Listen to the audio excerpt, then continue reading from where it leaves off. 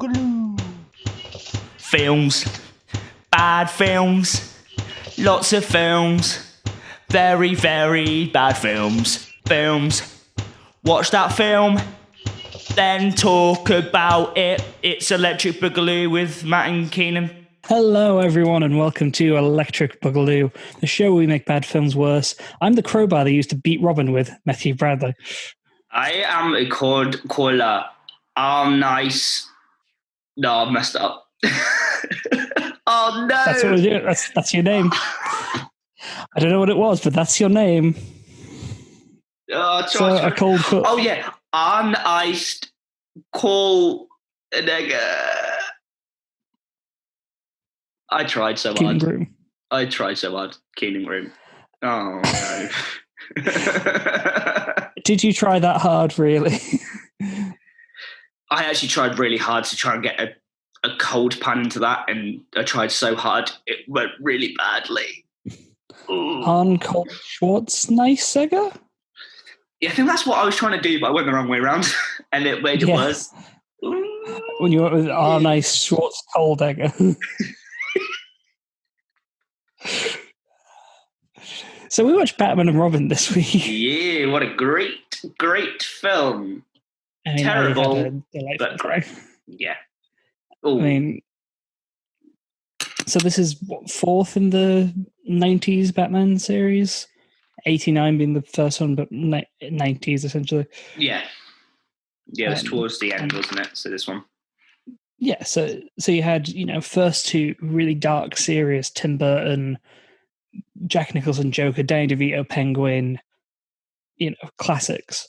And then the third one, you start going a bit off rails. That's when you get Jim Carrey as the Riddler and Tommy Lee Jones as Two-Face, though, so it kind of bounces out.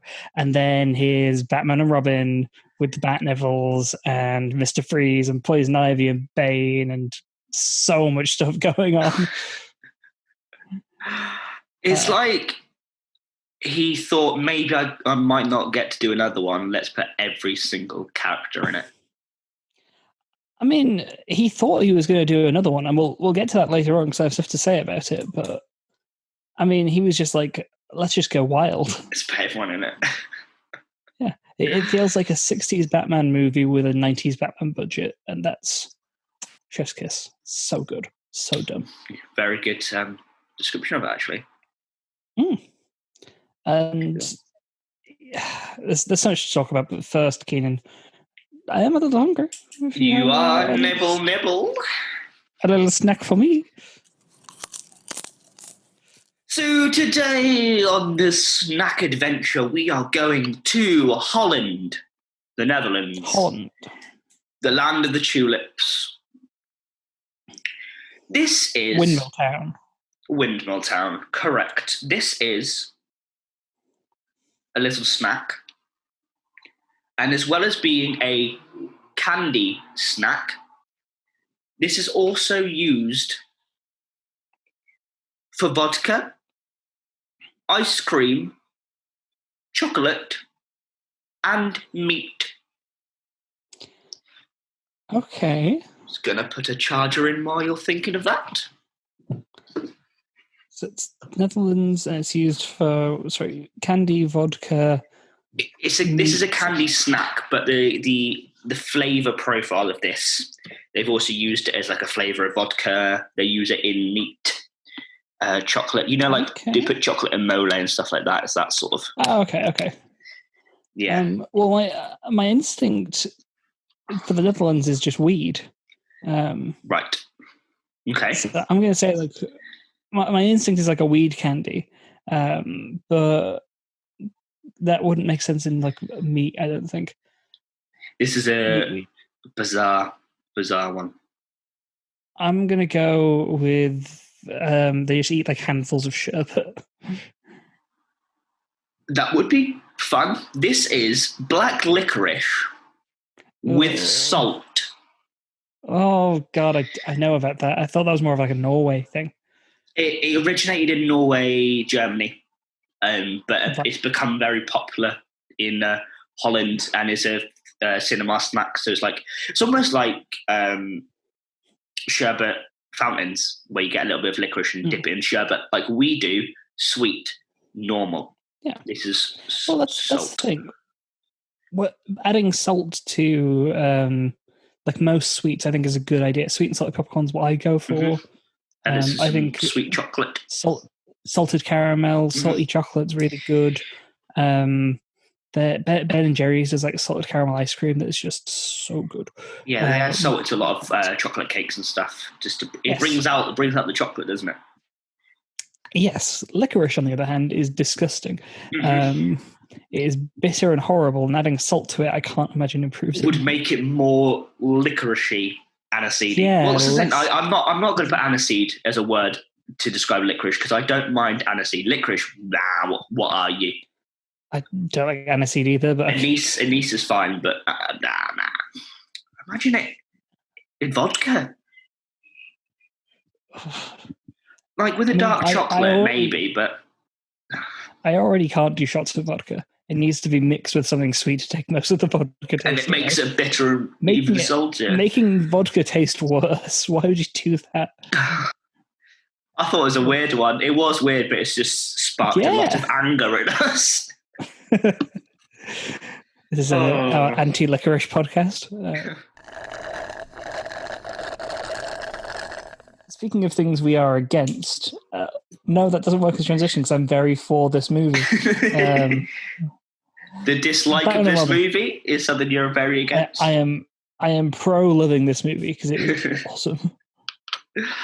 Oh, this film. So you showed me your notes just before we started recording. Keenan likes to take more notes than I do typically. I'll like jot a couple of things down every now and then. I forget things. I'm not very good at remembering film quotes. So a lot of people with their favorite film and stuff can quote most of the film. I'm not one that can remember specific lines from films very well, even though my memory of films is good. It's weird. Isn't your favourite film like Fellowship of the Ring, though? That movie's 4 hours long. Who can blame you for not being able to quote it? It's all three of them together, which is nearly 12 hours long. Yeah. It's half a day. I can quote it, and I can quote Kingsman, but I couldn't do like the whole film like people can with certain films. Yeah. I mean, I can't do that with Stardust, even though I've watched it like once a year since it came out. But anyway, Keenan showed me, like, for example, when we did Sonic the Hedgehog, he had 1 page of notes. Yep. I don't know, Robin, you had like 4, 5? It was 6, and 6. My pen ran out because I think I was pressing really hard out of anger. He was like, Yeah, I was scribbling it down. 1, because things annoyed me, but in the best way possible, and 2, I didn't want to miss anything, so I sort of went, nah, so I could look at the same time. Sort of went, yeah. Yeah, that's what I did for the whole film. So, to anyone who doesn't know Batman, why are you pointing at Sonic the Hedgehog? He's always there. Just realised. I mean, oh heck! Stretch Armstrong was Sonic. When he's stretched out, he kind of looks more like the original trailer design. Meow. He's gonna fall. So to anyone who doesn't know Batman, he is a sad little man who dresses up as a bat and punches mentally ill people. Yeah.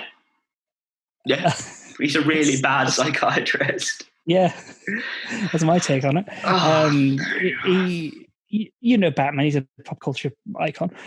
This movie is not an origin story. He's been established for a few films now. It's not an origin story for Robin either. Presumably he was in the last one. I don't know. I didn't see it. It's just the two of them going off and doing some crime fighting. Their plot, I guess, mainly revolves around like their fighting. It's maybe trying to be a Nightwing origin. It's sort of like Robin being annoyed that Batman gets all the glory rather than being a sidekick. Yeah. Rather than being an assistant sidekick, he feels like he's second to Batman. I mean, Here's the thing, for a film called Batman and Robin, it didn't feel like it was about either of them very much. It was a Poison Ivy film. Yeah, it was the Poison Ivy and Mr. Freeze film. But their plot is like Batman's trying to deal with his girlfriend and trying not to propose to her, I guess. That kind of got dropped halfway through the film. Yeah. Robin is dealing with his inadequacies. He falls in love with Poison Ivy as well. And also he's got the hots for Batgirl, maybe? I don't know. Yeah, I think so. Maybe. Batgirl shows up, but she's not Commissioner Gordon's daughter. She's Alfred's niece. Yeah, I'll talk more about that later because that confuses me a lot. And then Alfred is dying of the same disease Dr. Freeze's wife is dying of. And there's your Batman story. Other than that, it's just them doing adventuring stuff. Yeah. The main thing in this movie is its villains. Yeah, like I will always say, I love the MCU, but DC have much better villains. DC know because they're darker. So I would certainly agree with you in the comic books. I think DC has a better rogues gallery than Marvel. And then in like the classic films, again, I agree. I think the villains lineup is so much better. Yeah. In the current DCU, not so much. Okay, yeah. We'll take. I would make. We'll stop at Nolan. Yes, if you stop at Nolan, then you've got Ra's al Ghul, proper Joker, and Bane, proper Two-Face, Bane, Scarecrow, Talia less so. Scarecrow, like he knew how to do those villains. Scarecrow is my favorite Batman villain. They nailed Scarecrow in Batman Begins. They've smashed that. So this movie nailed it a little bit less.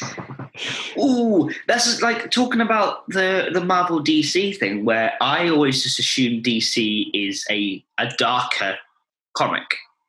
It's almost more graphic novel than comic because it's a lot edgier. Yes, this felt like it was given the Disney Marvel visor sort of thing. It was very okay.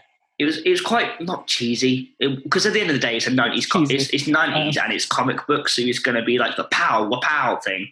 But I felt like it could have easily been a Marvel film with how light it was. I guess so. To some extent. I think the MCU films kind of have been going down a darker path. They have now, yeah. But just as... Anyway, I mean, this film's before X-Men, so it's kind of before comic book movies started taking themselves seriously. Yeah. I think we have to talk about Mr. Freeze.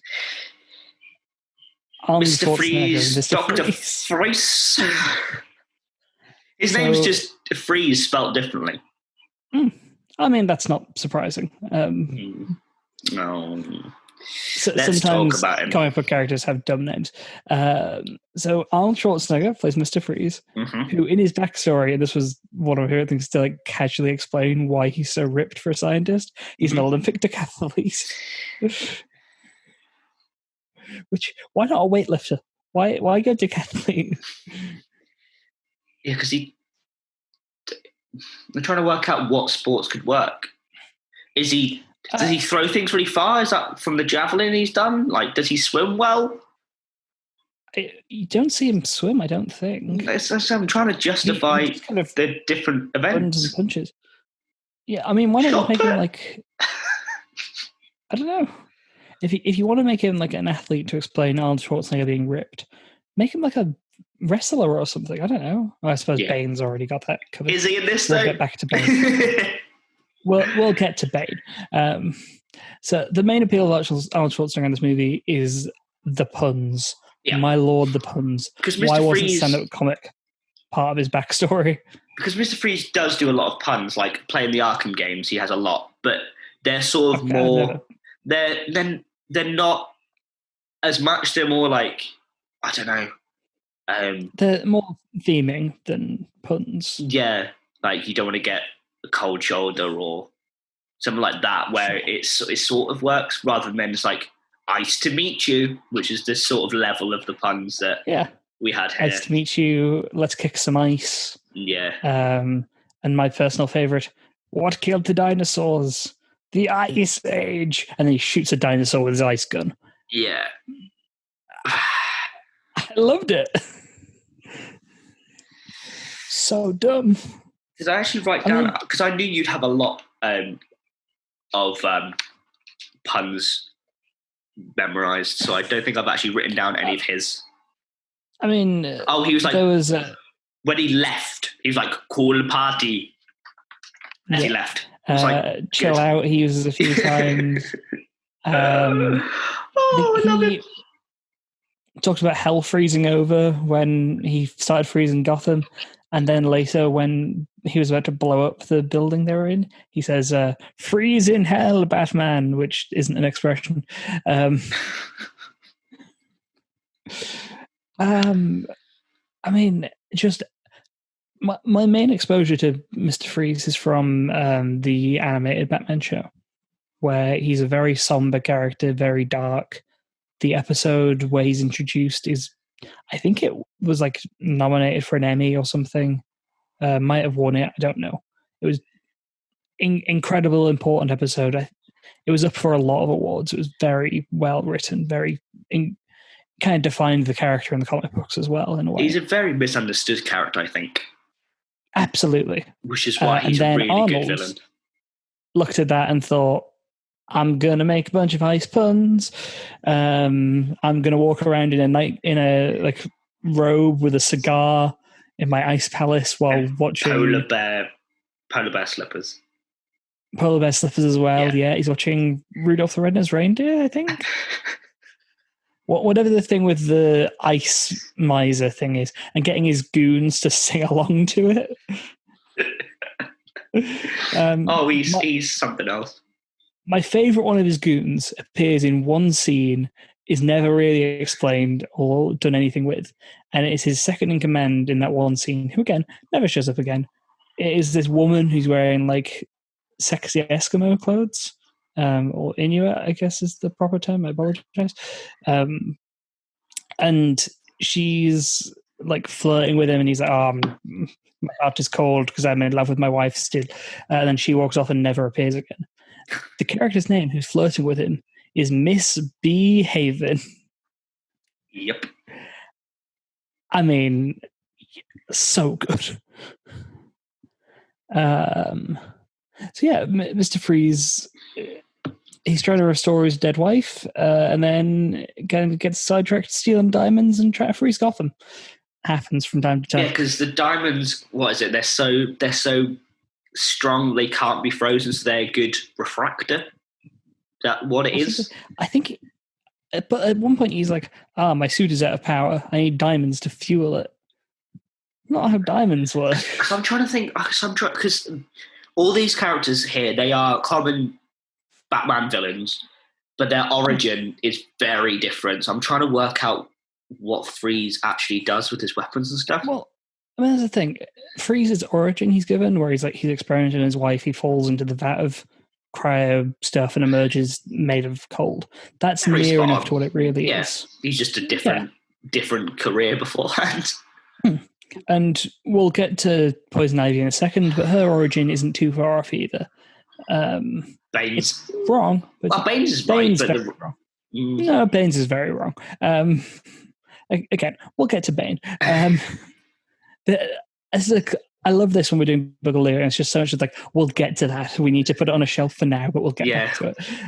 We need some form of chronology for the listeners. All four. But Mr. Freeze is, Hi, Keenan's mum. Woo! My mum does this. I'm not even joking. How do diamonds power a suit? This isn't the Dungeons and Dragons movie. That was last week. Yeah, I don't know. Crystals aren't magic in this world, unless they are, in which case you have to do magic stuff. Give me Zatanna. I don't know. So Mr. Freeze makes no goddamn sense because of that. But he doesn't really... Who cares if it doesn't make sense, though, in a sense, because it's really funny. There's a line I love when, I think it's the first Mr. Freeze fight, when he's stealing the diamond from the Natural History Museum. Mhm. And the diamond gets knocked away. Yep. And Batman turns to Robin and says, "You get the ice, I'll get the Iceman." Which, that's brilliant. Ice being diamond slang. Yeah. Some of the lines are quite clever. The end of that one, are they? Arnold gets the diamond after being sort of the diamond being flicked to him by his army of hockey players. He says, "Thanks for playing," and then leaves. Thanks for playing. That's not even a pun. That's your example of a clever line? My God. No, that's what I'm saying. Like, in the same sentence, in the same scene, there's like the Iceman, which is quite clever. Is it though? In comparison with a cheesy. In comparison to the other stuff, yes. But thanks for playing doesn't make what? They weren't playing a game of hockey. So what? Oh, that's just what Mr. Strange. That's the thing. In my brain, I'm getting Mr. Freeze and Doctor Strange mixed up. Very different. So I keep calling him Doctor. I know, but Doctor Freeze is fine. He is a doctor, so you can give him that. He is a doctor. Mr. Strange doesn't work unless he gets disbarred. Not disbarred. What's the doctor equivalent? Fired. Undoctored. Undoctored. Yeah. There we go. Anyway, Mr. Freeze. Yeah, Mr. Freeze. God damn it. He escapes in his rocket shuttle that he has. Because he's got a lot of vehicles, that man. A lot of tanks for a decathlon runner. Anyway, he escapes. Batman's nearly dead. Robin comes in and saves him. Mm-hmm. They break out of the shuttle and descend onto Gotham. Yep. Using parts of the ship as a surfboard. Yeah. Which makes no sense and wouldn't help you descend, but it does let Robin say "cowabunga," which, yeah. Right. So let's just forget the fact that they break the doors off a shuttle and use them as surfboards for a second. That's okay. We'll work out that that's physically possible.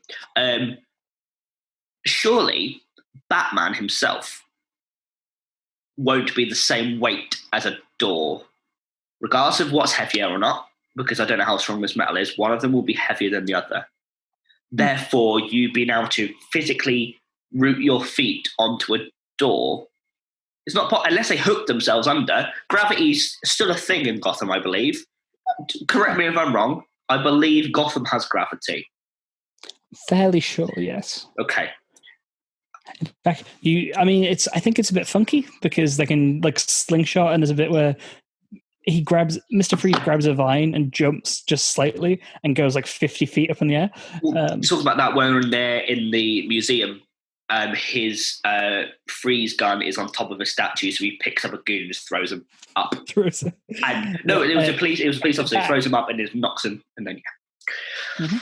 Well, that's also in the bit where Batman breaks through a glass window, yes, and then the freeze rocket shoots up through the same glass window, and it's unbroken both times.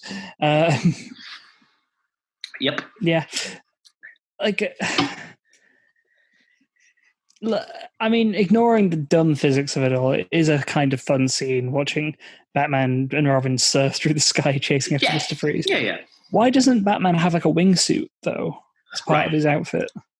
He conveniently has every single gadget you can think of to get you out of every single situation. Mm-hmm. Everything. There's nothing that he can't get out of in this film. Yeah. Batman has a wingsuit just in general. His bat wings are reinforced enough so he can glide quite well. Yeah. They're light enough and they catch the wind.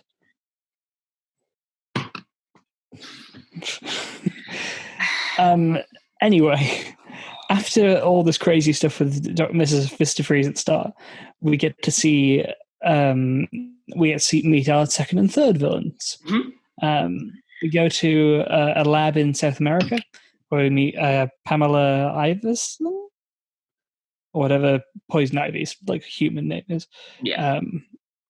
And she's working for this mad scientist dude who is my favorite character in the movie. Jonathan Glover, I think his name is. Joe Glover, yeah.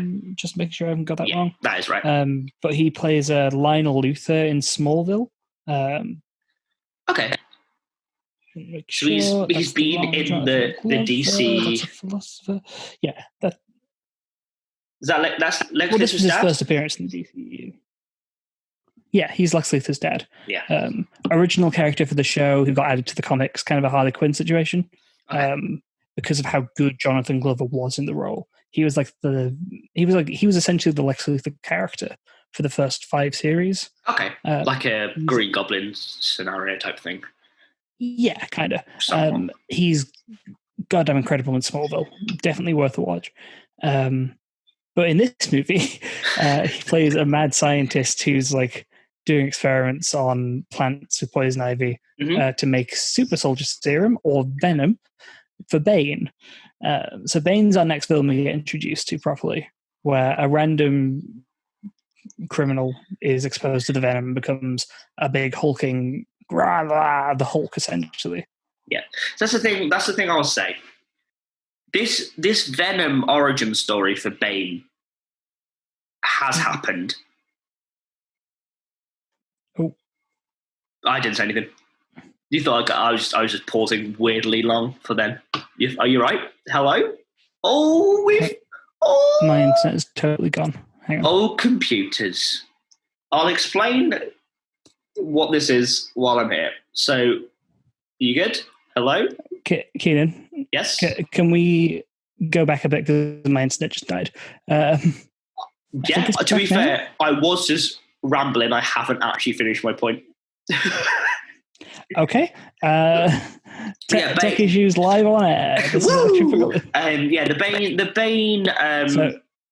Bane Venom is actually a thing that has happened. But it's usually wrestler Bane, so he's got some form of muscle there already and just enhanced it. Because I was thinking of it's very, very similar to the Captain America Super Soldier Serum, where they've sort of enhanced the muscles already. If you take the Steve Rogers, yes, he grows bigger and stronger, but he doesn't go to the extreme. He goes to like a peak human physical strength. But this one turns someone my size into literally someone who does look like the Hulk. It's weird. Yeah. Well, like, Bane having the Venom origin is a classic thing. Yeah. He was meant to be like a child's mercenary, essentially, who grew up. I think the League of Shadows thing from Dark Knight Rises, I think that's not typically a Bane thing, but he's certainly grown up being a killer. Yeah. And then he invents Venom, usually, I think, because Bane's make himself very, stronger, very smart. Yeah, he's very smart. But yeah. This one, no. This is just a random criminal who gets poison put into him and becomes the Hulk. And then for the rest of the movie, all he does is punch people and wear stupid outfits. And sort of say what he's doing as he's doing it. He's like, bomb. Yes. Bomb. He's basically a Pokemon. Yep. I mean, his first line in the movie is Bane. I love it. But my two favorite Bane moments in this movie do come when he wears stupid outfits. The first one being when he's wearing a big monkey suit, takes off the head, and it's just Bane's mask on a giant monkey body. And the second one being, you pointed this out to me, so you take it. Where he dressed up as a 1950s detective. Yeah. With a very long trench coat. Yeah, there you go. Humphrey Bogart's a very good... that's what he looked like, but 8 foot tall. And Humphrey Bogart.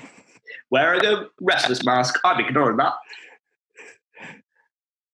What, Humphrey Bogart? Yep. I'm quite proud of that, honestly. Yeah, it was very good. I'm just annoyed that I didn't say it. Thank you. So after Bane is invented, John Glover, mad scientist, is trying to sell him to world leaders. Discovers Pamela snooping in, and then he takes her into her lab and is like, working together, we can rule the world. We can use Bane and dominate the planet. Yep. And she's like, oh, no, thanks. I just want to research plants. And he gets the best line in the movie, which I don't have written down exactly what it was, but it was... actually, I think I sent it to you, so I'm just going to find that very quickly. Poison Ivy there. I've said that Poison Ivy is just an angry vegan. That's how annoyed I got with her. She's a super vegan. I haven't written it down. I know I sent it to you in a message. While you're finding that, let me explain some of the things that annoyed me up to this point. That we will talk about later. Mr. Freeze's freeze gun can freeze dinosaurs, but it shatters glass rather than freezing it. Is there different settings on his gun? Who knows?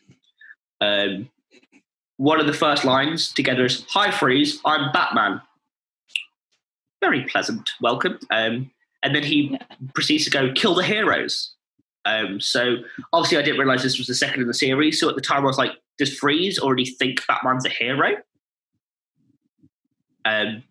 Does he think, oh, wait, I'm not actually doing good. I'm a villain. I must be a villain. Because a lot of villains don't feel that they're the villain, do they? I mean, I think a lot of classic villains do. Plus, Bane knows he's doing crimes, and he's relishing it. He's living his life. This is Mr. Freeze, though. Oh, sorry, I meant Mr. Freeze. All right. Yeah, okay, I'll give you that. But also, there's loads. I know he's still on the side of.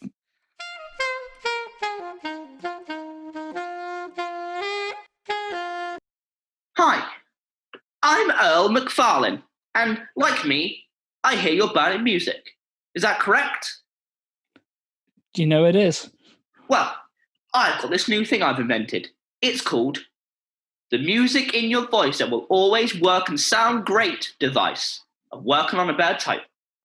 What it is, I don't know if you can see it, but underneath my lip here, I put a little device, which I like to call Jeff.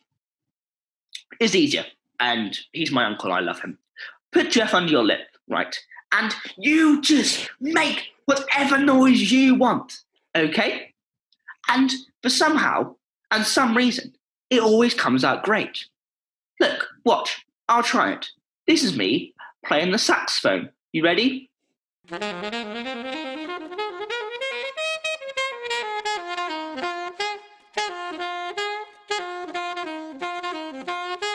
Fun, wasn't it?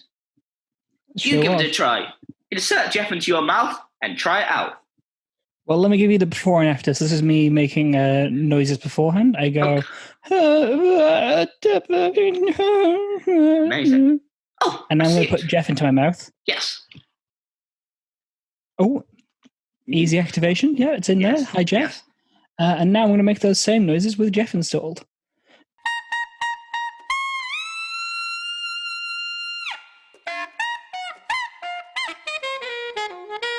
It only has a saxophone mode at the moment, which is a bit weird, but you know what? Jazzy, I'm into it. Jazzy. See, for just £9,999, you too can insert Jeff into you. Call me now, please. I'm lonely. Love me. Yeah, so I have the quote from the mad scientist. Okay, bro. So he's got Poison Ivy up against a wall, saying we've got to be together, and she's like, no, thank you. And his response is, I understand your objections. Sadly, I'm not good with rejection. I'm afraid you'll have to die. Ah! He screams directly in her face, and it's amazing. It's very dramatic. And then he very dramatic. This whole scene. It's not dramatic at all. It's goddamn ridiculous. So he shoves her into a wall of chemicals. She falls into a plant, and then one scene later, she rises back up. Yeah. She's poison ivy. She can shoot pheromone dust. She can make plants grow, and her kisses are fatal. Yep. Which is poison ivy is an underestimation of her power set, really. But poison ivy is she's mad. Yeah, Poison Ivy is arguably the most powerful, main Batman villain. She's crazy. Say what you want about the Joker. Poison Ivy could kill the Joker. Oh yeah, the Joker is just a man at the end of the day.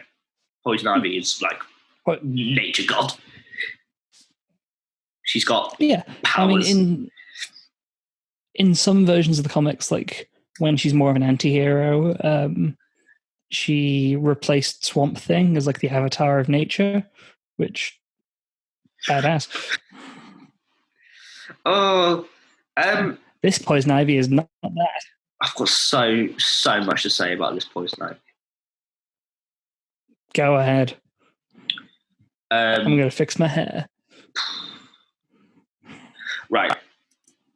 Where do we start? First of all, she's from the 1940s, apparently. Oh, yeah, she's doing a Mae West impression. Right. Oh, I'm going to go kill the Batman now, huh? See? It's basically what she's like the whole film. I was trying to remember what Poison Ivy sounds like. Is that a thing? Was this just is this a choice? No. Because I can't remember this is a choice. Poison Ivy's accent, because I know like Harley Quinn's got a very specific voice and things like that. But Poison Ivy will sometimes put on kind of a seductive voice when she's like trying to charm a man. She does not talk like she doesn't talk like Mae West. Yeah. Oh, Batman, let me see a Tootsie Lou. Oh. It's literally what she's like the whole film. I'm not going to say the next line of that bit because it's a Drag Race thing that involves a lot of foul language.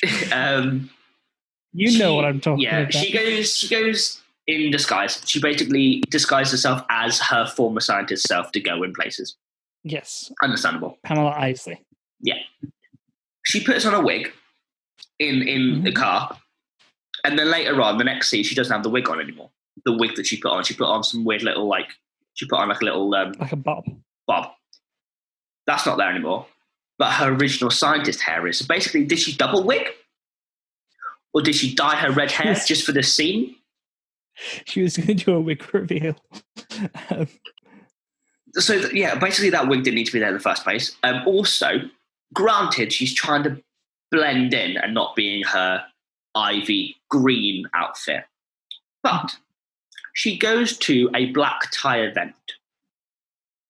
Okay? This is further on in the film, but she wears an all-in-one brown, let's say dress with sleeves, and the sleeves have gloves. So they're basically, it's almost like, I don't know what is it? Basically.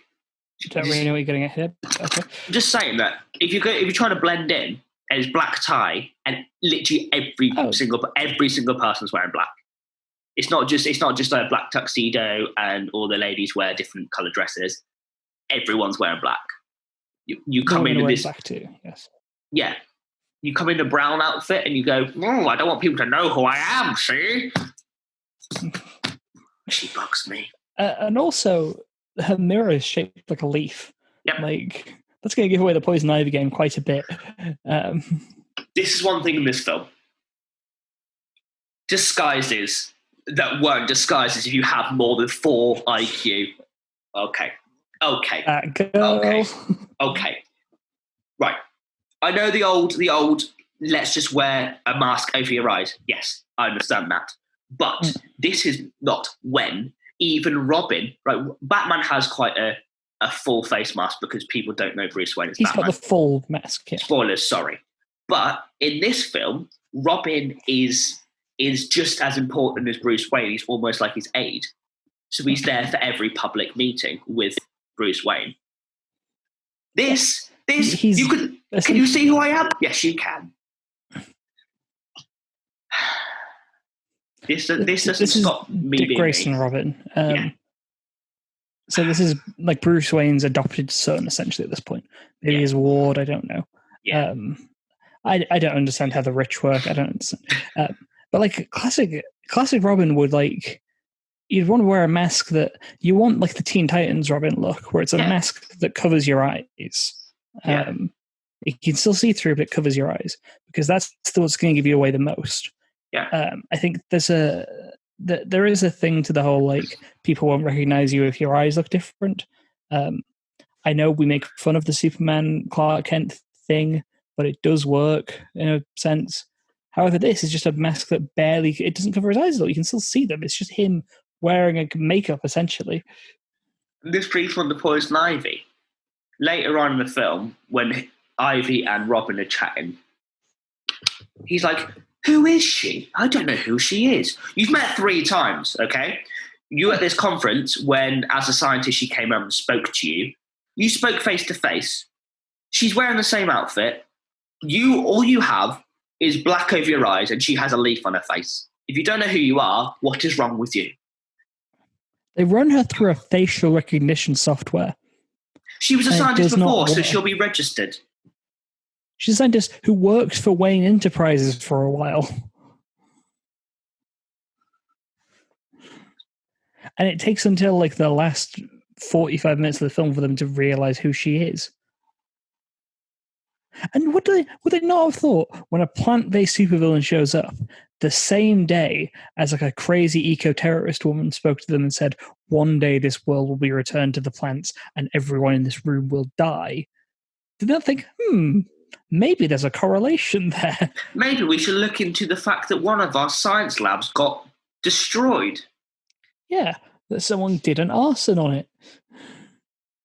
And, like, granted, they removed funding, they disassociated themselves from that experiment because aforementioned John Glover scientist was a goddamn lunatic. Yeah. But even so... And can we talk about Poison Ivy's plan for a second? Yeah.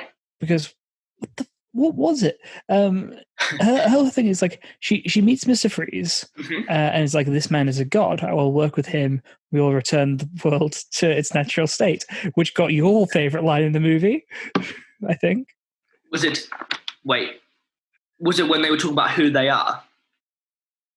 Yes. So they basically want to destroy the world apart from those two, Poison Ivy and Mr. Freeze, who from this day forward will be known as Adam and Evil. I mean, unbelievably good dialogue, frankly. That's the best line of the whole film. It's incredible. But her plan is like, freeze the planet, and then we'll restart just the 2 of us, and then the plants will take over. Because surely freezing the planet would kill all the plants. Some would survive. I mean, yes, some like Arctic grass or whatever, but like, that's going to kill every cactus. That's going to kill every spring and summer plant in the world. Yeah, the trees are going to live through that. I suppose she's going to make herself into the plant to survive the Ice Age. I guess, but... I guess. It still seems dumb. Also, they talked about this plan to kill everyone on the planet except for the 2 of them in the same room as Bane. Bane don't care. And there goes my internet again. Oh, this is fun. How's your day been, guys? How are you enjoying being at home with your loved ones and your thoughts? Let me know in the comments. Am I back? Yeah. Okay. You're back, man. We're recording on a different day than usual. I don't know if that's affecting things. Yeah. Recording only works on Tuesdays, apparently. If it's not a Tuesday, whoa, brain. I'll be alright, won't it? Yeah, it'll be fine. I'll be fine. So the Poison Ivy kills Doctor Strange's wife, except she doesn't successfully. And then they beat Poison Ivy, they beat Bane, they beat Mr. Freeze. Mr. Freeze cures Alfred with his final pun of the movie, which is great, where he pulls the 2 vials of a cure from his suit. They were there the whole time, I guess. Yep. And he's like, take 2 and call me in the morning. And it's like, God damn it. He became Dr. Freeze. Yeah. And then Alfred's fine. The team becomes a team again. And Poison Ivy presumably gets the shit kicked out of her by Bane in prison. Yeah. Not by Bane, by Mr. Freeze. This is why you can't have too many villains in one film, because I will get the names wrong. And that's the end of the movie. Yeah. And they were planning on making another Batman movie after this one with the same team behind it. Another George Clooney-led one. Can I tell you the plot of this movie from what I've looked up? Yeah, so we'll go through this movie. Then I've got three different sections of the film that I wanted to talk about afterwards. We'll go for those after this film here. Let's go, see if I can work it out. So this film was going to be called Batman Unchained or Batman Triumphant, depending on who you ask. Okay. It was going to be presumably the last one. Mm-hmm. And it was going to have, as its 3 villains again, but kind of just 2. Right, so who's left? The main one was going to be Scarecrow's left, isn't he?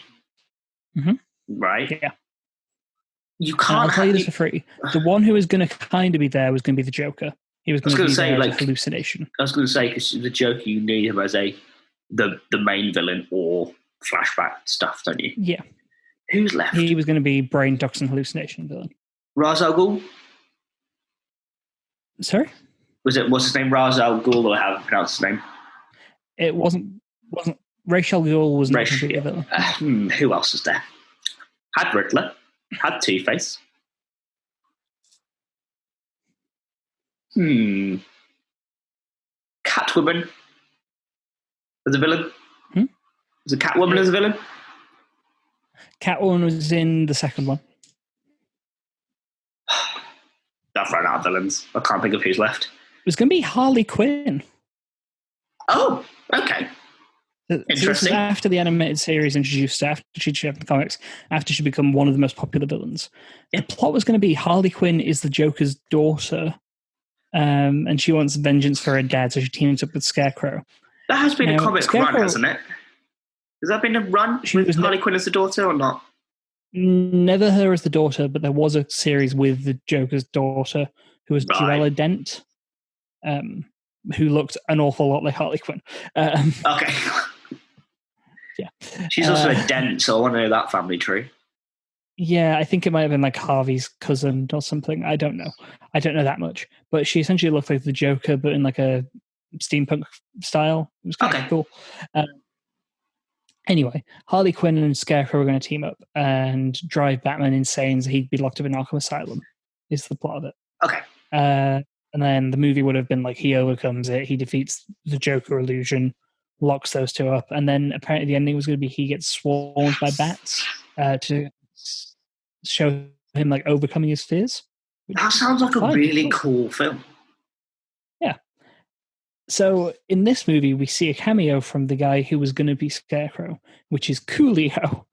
He played a banker in this, a banker from a motorcycle gang. A street banker, yeah. Yep. Can you guess the actor who they originally approached to play Scarecrow? Are they similar in, like... Think what the like funniest choice to play the Scarecrow could be. Michael Jackson. No, he played the Scarecrow, but in Wizard of Oz, but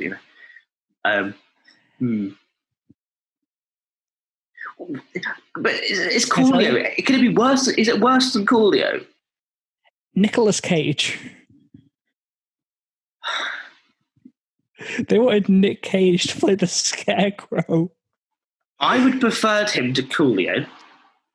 I would love to see Nick Cage as the Scarecrow. Because of how these films are. Much fun. Would he get puns as well? Like, this is the last straw? And then would he be like, hey, it's me, the Scarecrow? Would he have things like that? You're not in Kansas anymore. You're in Scarecrow Town. Oh, who would it be? Do they know who's going to be Harley Quinn? No. Okay. That was not on the Wikipedia page. That'd be weird. It'd be weird. Essentially, that movie was going to be like Joel Schumacher wanted to do a good Batman movie because he felt bad about the last 2 he did.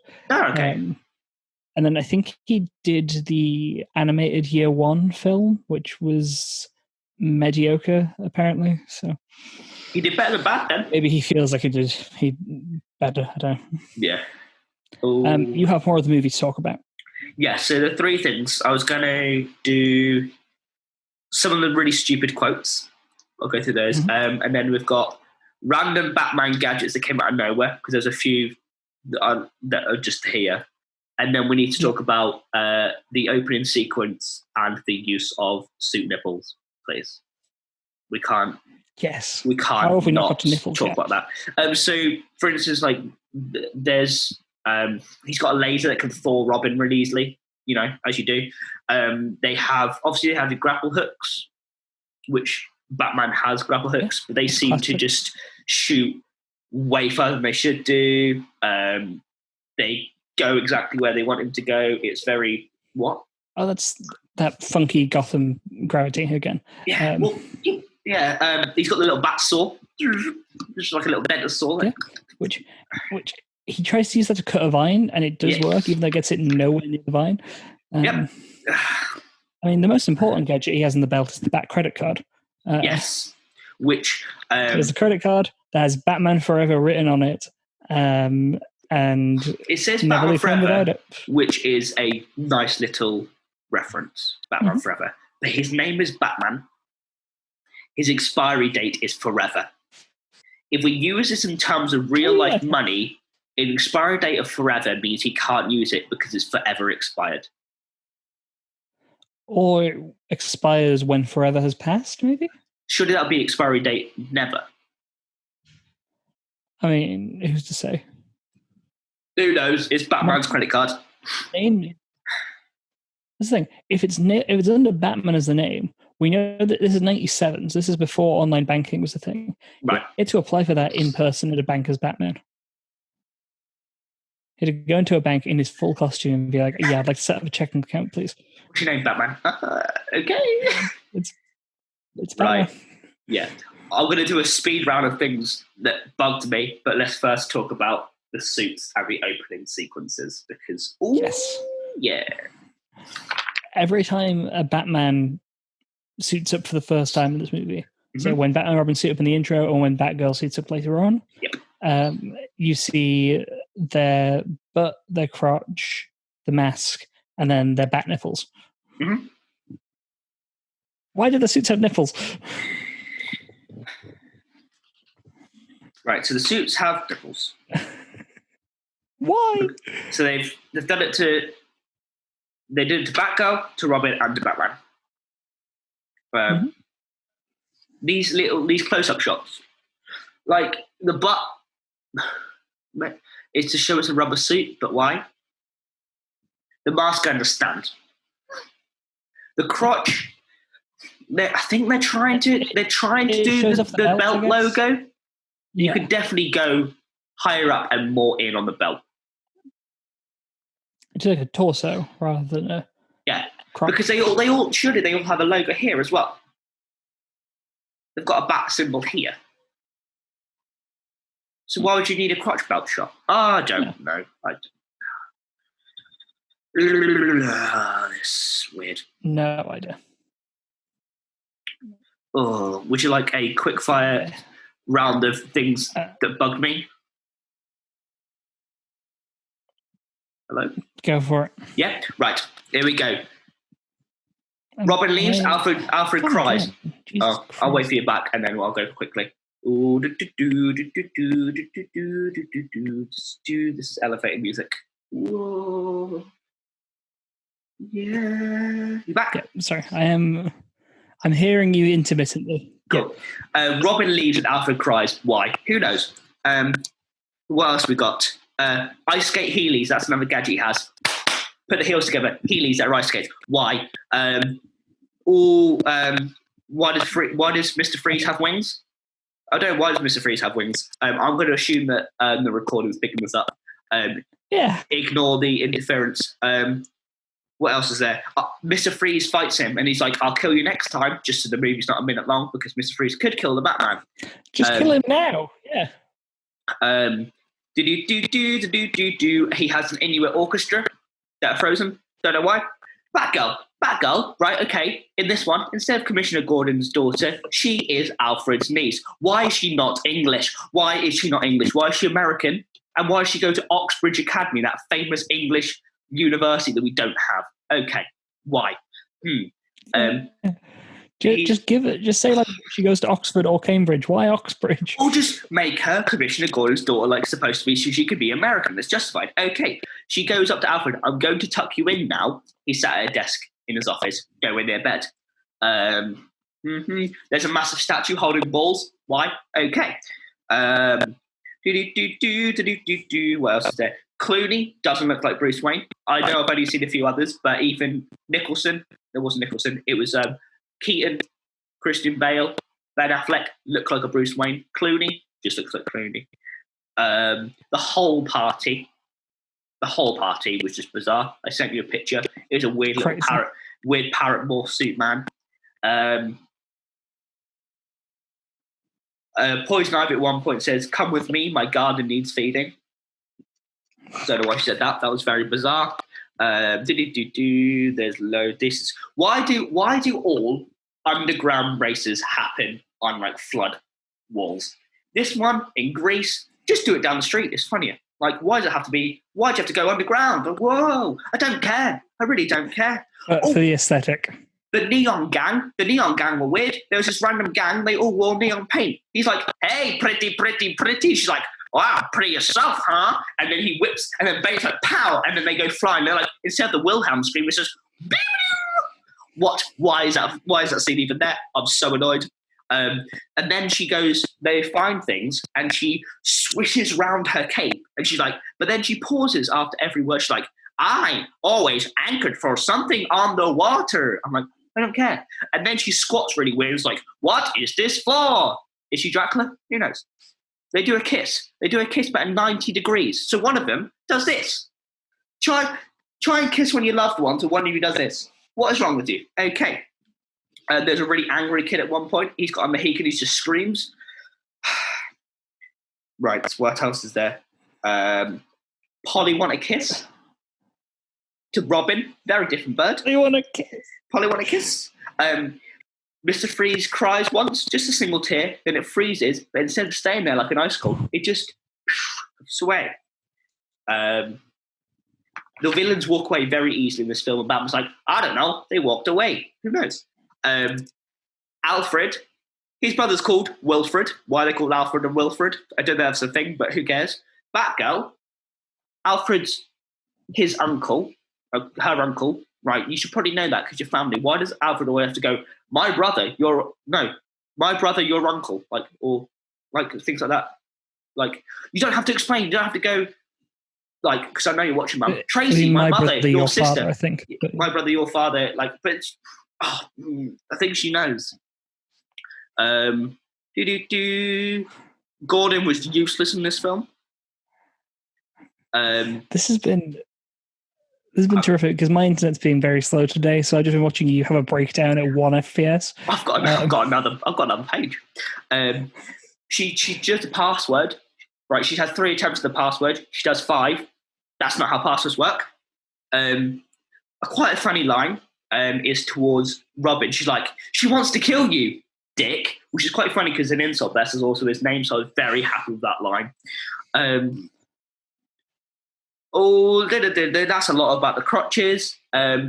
Bruce, it's me. A page about just crotches. Bruce, it's me, Barbara. Obviously, you've got your eyes covered. You look the same. The very, very last line of the whole film was, we're going to need a bigger cave. Dumb line. And I will finish on this, which you loved, when Mr. Freeze comes into frame at the very last battle. He rises from the floor into a magnifying glass. Yeah. And you're like, time to freeze. Or something like that. I love this film, but God, it bugged me. Yeah. So that was great. You went on like a full 5-minute long rant. It was incredible. I wrote 6 pages. I had to get some of them out.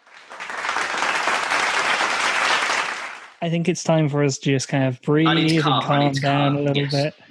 Yeah. And as I write down the timestamp here, we enter a nice section of philosophy, or as I like to call it, filmosophy, as we look at quotes from our favourite actors and directors and whoever else, and just learn a little bit about ourselves and the world.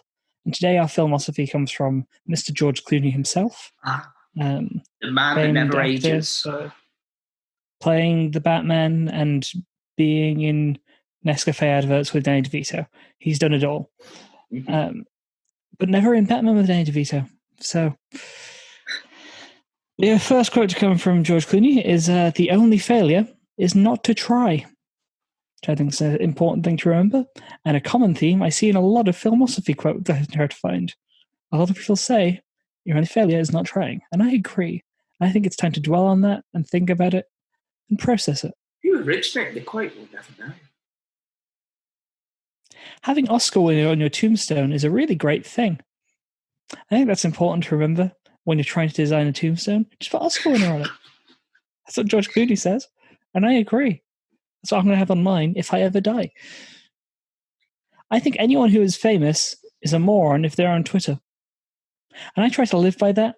If I were a famous person and I were on Twitter, I looked it up. He isn't on Twitter. He does live by his own advice, and so do I, except I am on Twitter, but I'm not famous, so it's fine. And I think we've learned a lot today about ourselves and the world. So that was Filmosophy. Namaste. Oh, sorry, I got it wrong. I mean, bye.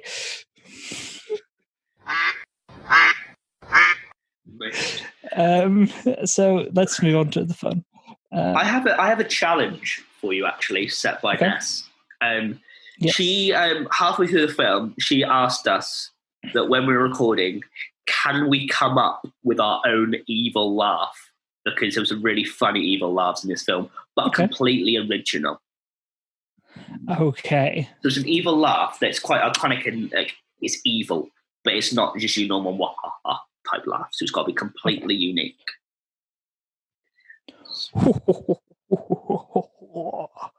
That's Evil Santa. Oh, I like it. Mine is from a villain who is evil, but he's also 50% spring.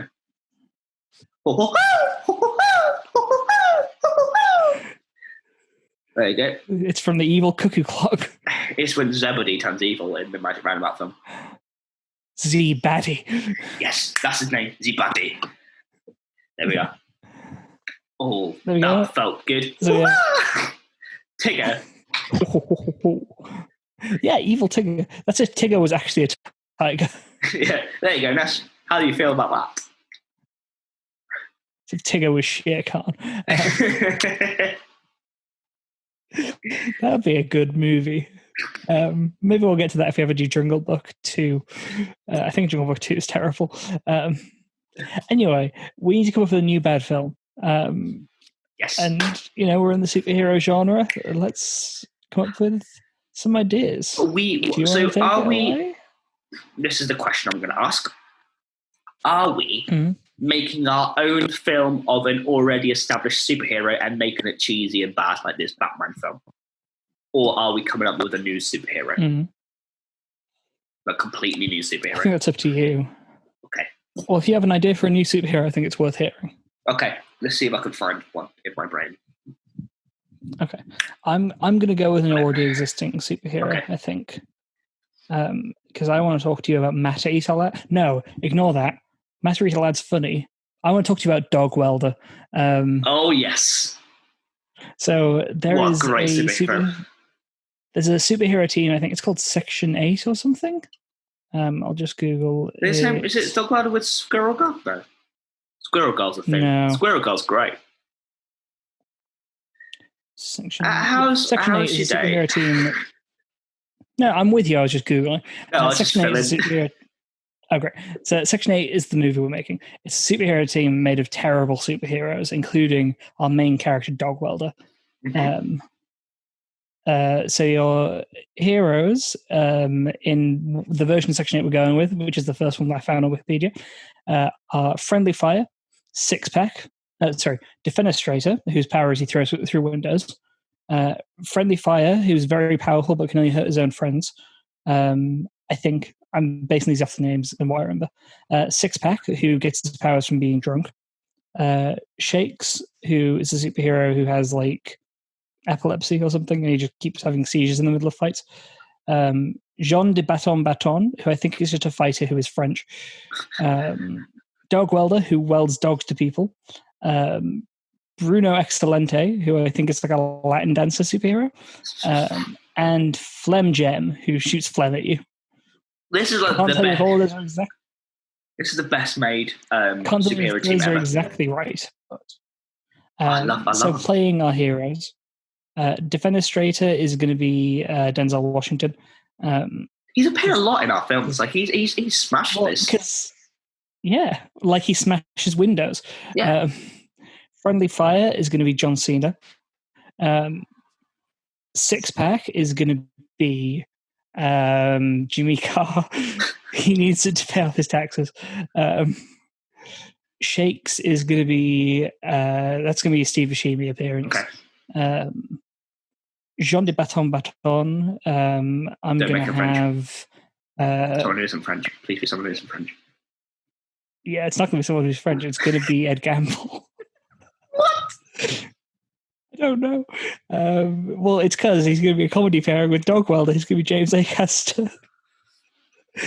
So, I've welded a dog to you, haven't I? That was my James Acaster. I hope you liked it.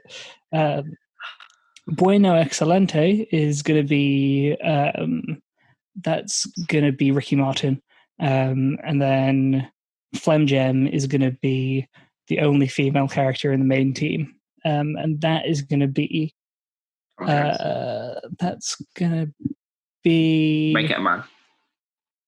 No, this is going to be our female representation. We have to have a token. Come on, Keenan. Flem Gem is going to be played by Sophie Turner. Okay. Who's proven she does so well in superhero movies before. And they're all going to... There's not even a villain in it. It's just them going about their lives. That's the only actors in the movie. And Friendly Fire kills them all at the end. Amazing. And that's Section 8, the movie, starring James Acaster as Dogwell. So you said they all die? That's my movie, yes, they all die. Okay. Except for Friendly Fire, who kills them all. Right. Because I feel like I've made a superhero now. Okay. But I feel like it works better if it's almost like a sequel or universe with yours.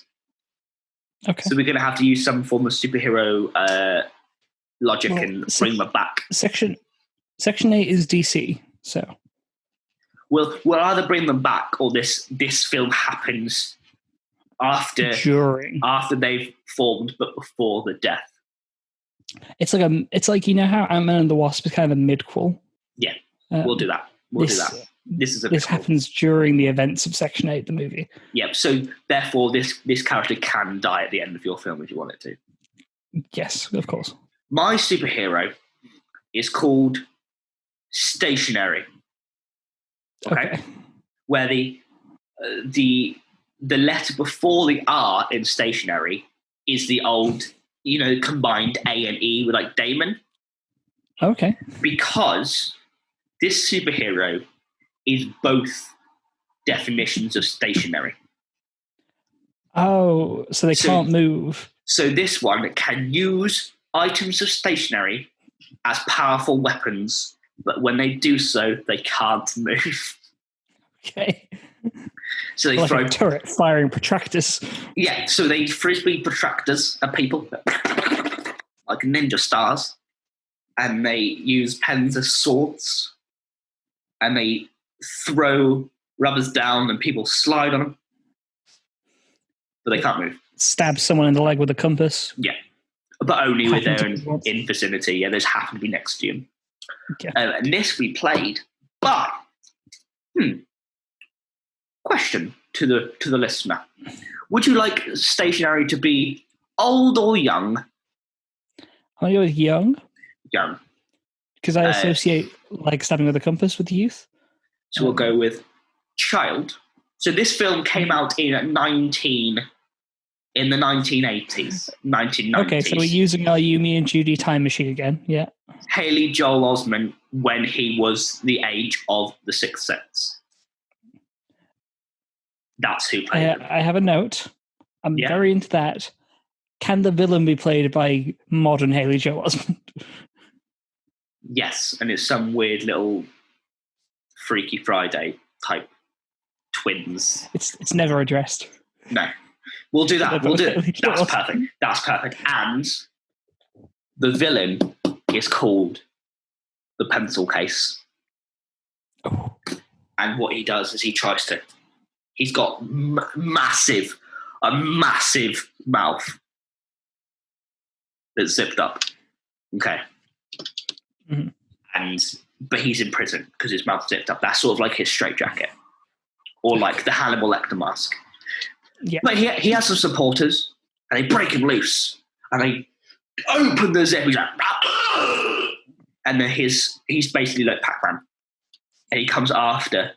But it's basically a cat and mouse movie where it's Tom and Jerry essentially. Where old Haley Joel Osment is basically waka waka waka along, and Stationary's got to work out the timing of when he wants to throw some weapons at him, because obviously he has to stop. He's like, now, and then he puts everything away. Then he can run again.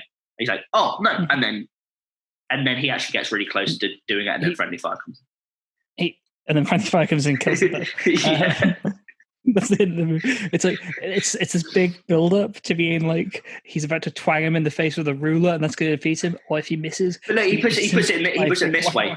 He has a massive ruler that goes in this way, like a meter ruler. It's about to stop him. But it's like, is it going to be strong enough? Is it going to snap the ruler? Is it going to bite through it? And then Friendly Fire shoots them both in the head. That's the thing, because if you've seen your film first, you'll recognise the cul-de-sac that they're in. They're like, wait, I've seen that before. That's where the massacre happens. I've seen that before. I've seen that house. Wait, that car going past was the exact same shot as a different film I've seen. Oh no, here comes Friendly Fire. And then they go to the post-credit scene of your movie, because mine doesn't have a post-credit scene. You're like, why isn't there a post-credit scene? Because it's the post-credit scene for your movie is for both of them. It's Stationary arrives in limbo with the people in Section 8 who got killed. Friendly Fire isn't there, and then is Lady Pencil Case there? Lady Death. Pencil Case, yeah. Whoever like the DC equivalent of like Lady Death from Marvel is there. It might just be Death, I don't know. And he's like, I've got one last mission for all of you, and that sets up the sequel where they go and it's just 2 hours of them beating up Jared Leto's Joker. James A. gets a welted dog to Jared Leto's face. Perfect. So yours has to win because yours has to be made first for this to make sense. So they both win, I think. But yours has to be the first one. Mine's the first in production, yes. But. Yeah. Amazing. I like these when they're sequels. When they work together, yeah. This might be my new thing. If I go second, I'm going to try and make it work. I think that should be our idea, to start making cinematic universes every week. Yeah, but at least, like, even if they're completely irrelevant, like if I did a, I don't know, Ant-Man film, they somehow have to link. Yeah, our new goal is whichever we both make a movie and then we link them together. There's the new game. Ooh. There it is. as we move into block 2 of Electric Boogaloo's reboot, there's our new game. Oh yeah, I'm ready. So, I hope you enjoyed what of this video you could see. I know I faded in and out of it a lot. I can only apologize. I did hear you the whole time, and I heard myself. So hopefully, that's promising. The recording's fine. And if it's a nightmare, I'm very sorry to Ness. If you enjoyed this video, please share it with your friends. Give us a like and a subscribe. Hit that bell. If you want, I don't know. I've never hit a bell. I've hit a bell in real life. She was annoying me. That was a bad joke. Yeah.